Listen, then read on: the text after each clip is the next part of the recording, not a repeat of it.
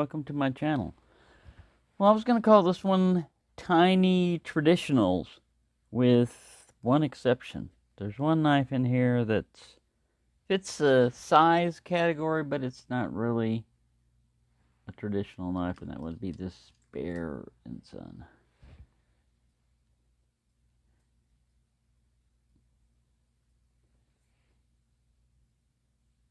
The frame lock? Oh yeah, couldn't operate it. It's a liner lock. Frame lock, I guess. Yeah, frame lock. Frame lock with a little carabiner that pops out. Pretty cool. But it's about that size. Now, the reason why I'm talking about this, not in particular because of an open tag or anything like that, but I like little tiny traditional knives.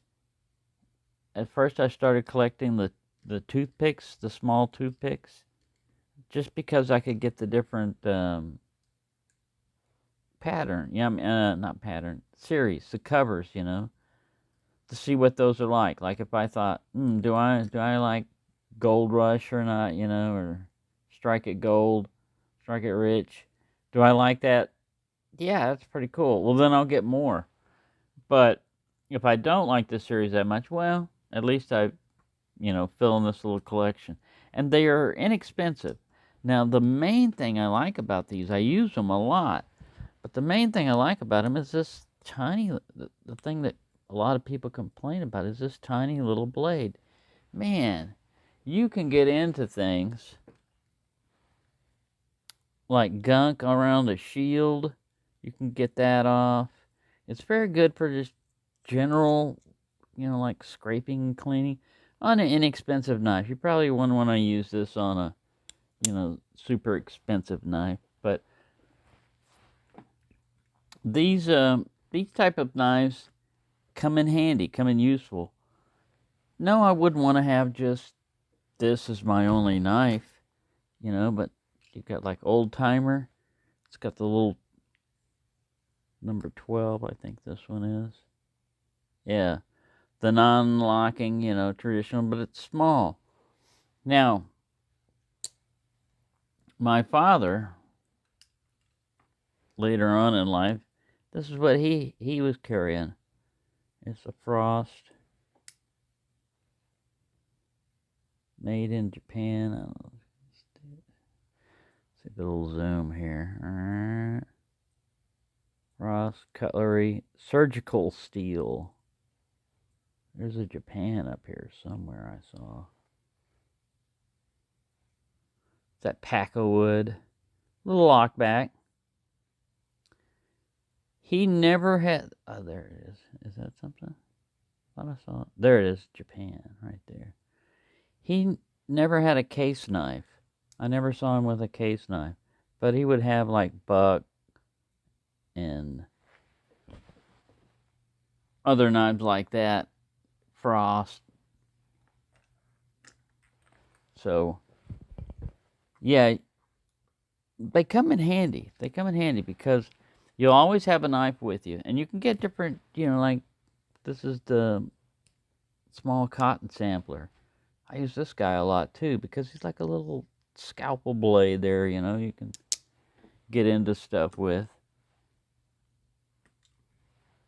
This is the little small stonework, locking Barlow. Again, just a little small knife. But if you need to cut something, usually this is all you will need. Yeah, it's nice to have bigger knives on you and stuff. This guy right here, he's actually about the blade length of a lot of these little ones here, and I can get... It's Pepe's knife. He gets mad if I take it away, but it's within his sight. He can see it. It's got a little coffin handle on it and everything, and I can get 2 fingers on it, 2 and 2.5. If I get up here, I can't really use that as a choil. This one is not as practical because it, there's no sheath for it. I can make a little sheath.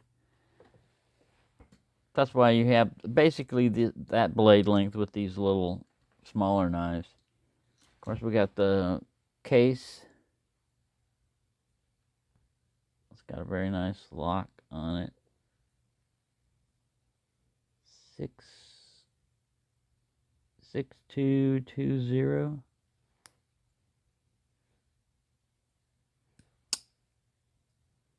This one was donated. But yeah, it's a pen knife. And then, of course, you've got the buck, another one. This one was also donated. I think it's a 505 or 501. 305. Not even close. This little thin little toothpicky like blade, and then he's got a little backup blade. Don't get me. A little coping blade in there. Pretty cool little knife. Pretty cool. Of course, you've got the standard peanut pattern. Rough Rider. Got a little clip blade. These, you can get, I can get 4 fingers on it. Get my whole hand on it. Yeah, you've got a little,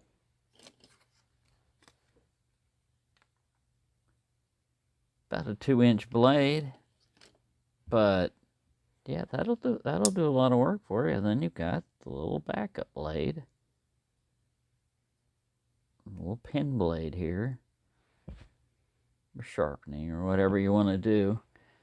Yeah, they are small. That's the only problem with them is they can get so small that, here's a lady leg. They can get so small you can lose them in a pocket or something. Now in blue jeans, they used to have a coin pocket up there. Just a little patch, and these little knives would fit right in there. Lady leg. It's got a nice little clip blade on it. Again, you get your whole hand on it if you want. It'll fit in there. Just gonna go for like one example of each. Rough Rider. These little guys right here. Now if you think, small blade, it's gonna snap or whatever. This is a tough little blade right here. There's a matching scar, not for this particular knife. That was down there. I didn't want to demonstrate with a knife that did it to me. This copper bolster guy right here. Of course, I had just sharpened it. I mean, it wasn't sharp enough, so I just sharpened it. And I was doing something stupid. I was holding a piece of plastic down like this with this hand. And I was cutting towards myself. And if you know anything about plastic material, it's going to give you a lot of resistance, so you're putting a lot of force. And then when it breaks free, There's no resistance. And I wasn't. That's why they say never, cut towards yourself or expect to cut yourself. But yeah, bam! It went right there, and my bone and my thumb stopped it. Luckily, I didn't get any nerve damage or anything.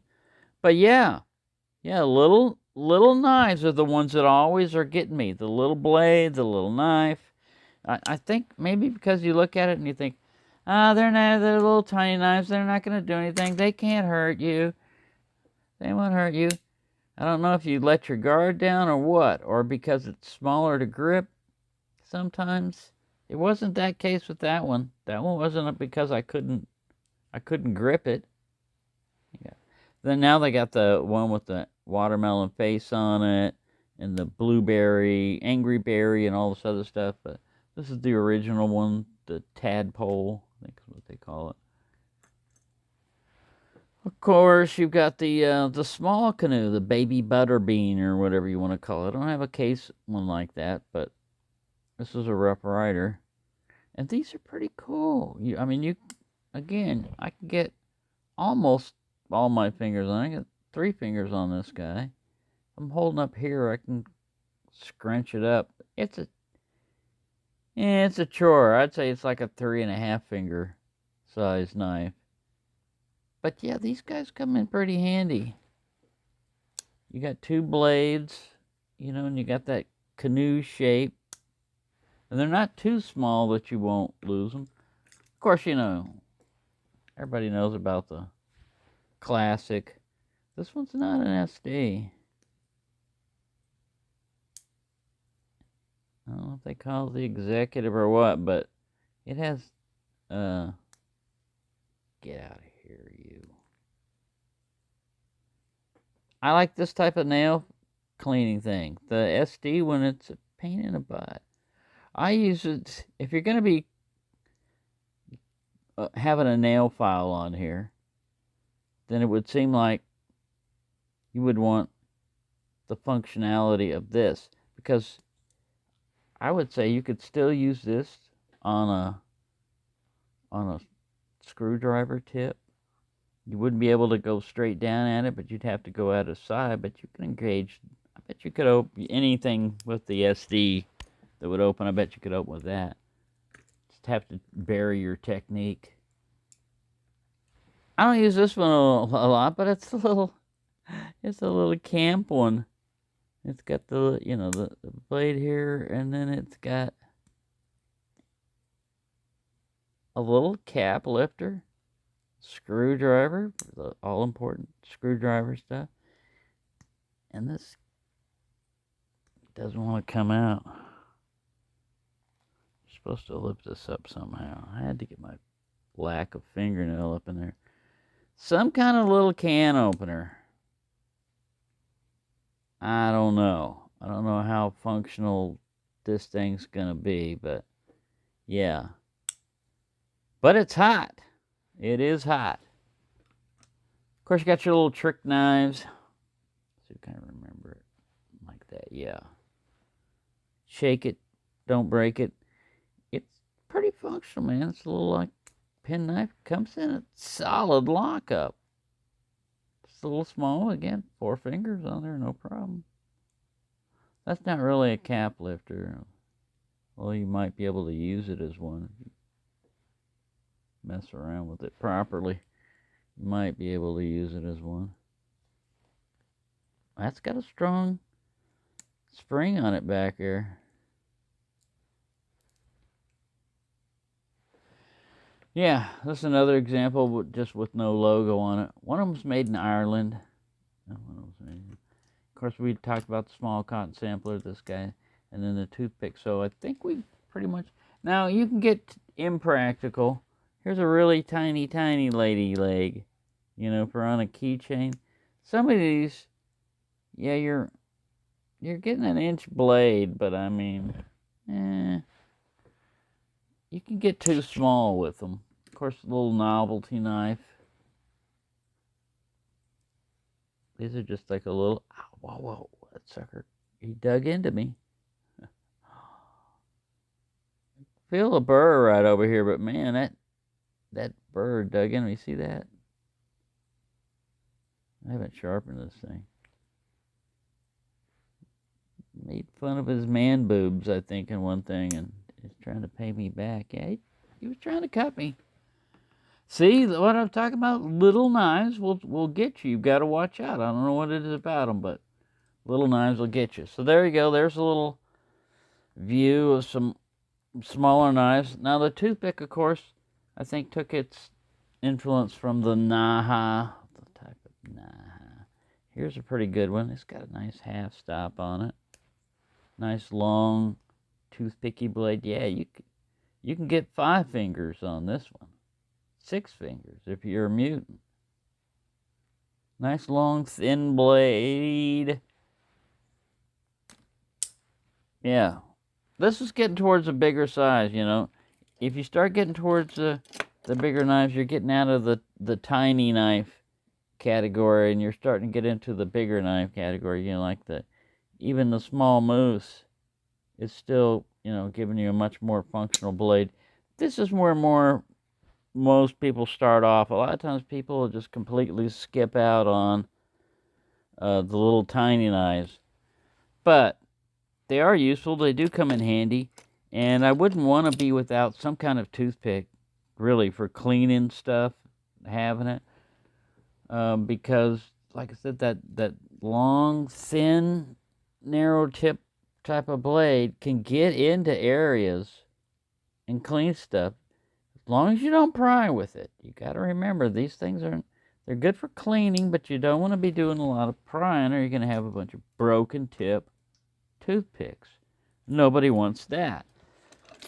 Of course, this one's getting to be a little bit too, beyond the size. He's almost the size of this one right here, but the mini trapper, this is one that's got the worn clip with it. I find this one pretty useful. Just drop it in a pocket, boom. There you go. Of course, you got the little Sod Buster Juniors type of things. This is a non-locking one, but it's enough of a friction fit. You got a full hand. Now you're starting to talk with more blade and more capability. Some of these other ones, I'll admit, they're not going to be as good for everything. But for their specialized area that they're in, they can't be beat. Other big knives cannot do the job that a little knife will do. Not all of them. They can do a lot of the little knife jobs, but they can't do all of them. And they can't do them as efficiently. You don't have a big old Bowie knife in your hand with like an 8 or 9 inch blade trying to get some intricate decal stuff. You're going to get cut. You're going to get cut doing that. You might as well get a smaller knife, If you don't have a choice, then you don't have a choice. But anyways, I'm rambling on. I've rambled on long enough. But yeah, there you go. There's some examples of tiny traditionals. Like I said, except for this one, wouldn't really classify him as a traditional, although he is a tiny knife, and he's not a flipper. I mean, he rolls out with that thumb stud if you know how to do it. And he's got a little carabiner, which is, it's one of those in between. He's not super modern, but he's not too far away from traditional. There you go. Thank you for watching. I see you out there, and have a good day.